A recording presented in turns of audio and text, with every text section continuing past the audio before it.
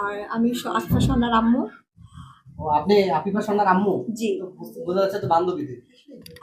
এটা আসলে অনেকেই বুঝে, এটা আপনি না। আমার এরকম অনেক সিচুয়েশনে পড়তে হয় যে কি ছোট বোন না বড় বোন, এই টাইপের কোশ্চেনের সম্মুখীন হতে হয়। কারণ হচ্ছে গিয়ে আম, আমার মেয়ে আর আমি হাইট ও আমার থেকেও লম্বা। এখন এই জন্য মানুষ আরো বেশি বুঝতে পারে না যে ওর থেকেও তো আপনি আপনি এখনো সুন্দর অনেক বেশি। না, আমার মেয়ে সুন্দর আমার কাছে। এখন আপনাদের কাছে আমি সুন্দর হতেই পারি, কারণ যার যার চোখে কারে কারে ভালো লাগবে এটা আসলে বলা যায় না, এটা মুশকিল। তো আপনারা যে প্রশ্নগুলো করতেছিলেন, ও একটা বাচ্চা মেয়ে, মাত্র এসএসসি পরীক্ষা দিয়ে ইন্টারে ভর্তি হয়েছে, তো ও তো এই প্রশ্নের উত্তরগুলো দিতে পারবে না। আচ্ছা। এজন্যই আমার ক্যামেরার সামনে আসা বা এই কথাগুলো বলতে হচ্ছে বা বলবো। এখন যদি ওরে আপনারা ধরেন এসএসসি পরীক্ষা দিয়েছে এই ধরনের কিছু কোশ্চেন করেন, ও তো দিতে পারবে। এখন মিডিয়া তো নতুন, মিডিয়ার সম্বন্ধে অত কিছু জানে না। একটা মানুষ ধাপে ধাপে যাবে, ধাপে ধাপে শিখবে, বুঝবে, ধাক্কা খাবে, পড়ে যাবে, হোঁচট খাবে, আবার উঠে দাঁড়াবে। এখন ফার্স্টে যদি আপনি বড় বড় কোশ্চেন করে ওরে এখানে থামিয়ে দেন, তাহলে তো খুব প্রবলেম হয়ে যাবে। আচ্ছা, তাহলে উত্তরটা আপনার কাছ থেকেই নেই আমরা। হ্যাঁ, নিতে পারেন, এই লাইলা সমস্যা নেই। মামুনের বিষয়টা আমরা ছিলাম যেখানে আসলে, এই বিষয়টাকে প্রথমে আপনি কিভাবে দেখতেছেন? আমি বলতে চাচ্ছি যে লাইলা মামুনের যে বিষয়টা দেখেন, ওনারা টিকটক করে, টিকটকে ভাইরাল। এই জন্য আমরা এখন লাইলা মামুনকে নিয়ে পড়ছি, তাই না? আপনারা একটা জিনিস খেয়াল করবেন, যখন আমরা নর্মাল একটা ফ্যামিলিতে অনেক আছে সুগার ড্যাডিকে বিয়ে করে, তো সুগার মাম্মি কেন না, তাই না? অনেকের এজ বেশি থাকে, কম থাকে।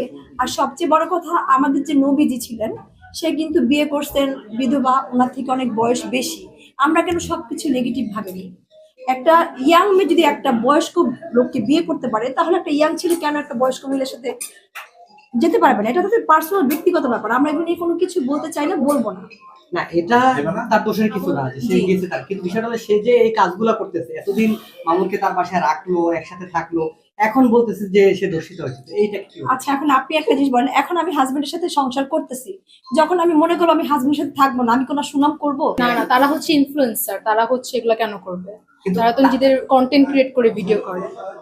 কন্টেন্ট ক্রিয়েট করার পরে সেটা তাদের অপরাধ না, কিন্তু তারপরে যে তারা এই কন্ট্রোভার্সি গুলো করতেছে, এগুলো তাদের পার্সোনাল ব্যাপার, তারা ভাইরাল হতে চায়, তারা এসব করে। পার্সোনাল ব্যাপার মোটেও না, কারণ এটা তো সারা দেশের মানুষ দেখতেছে। হ্যাঁ, আর সেটার তুলনায় তারা ভাইরাল হওয়ার জন্য এগুলো করে, তাদের পার্সোনাল ইস্যুকে সোশ্যাল মিডিয়ায় এনে সিক্রেট ক্রিয়েট করে, এটা তো তাদের ব্যাপার।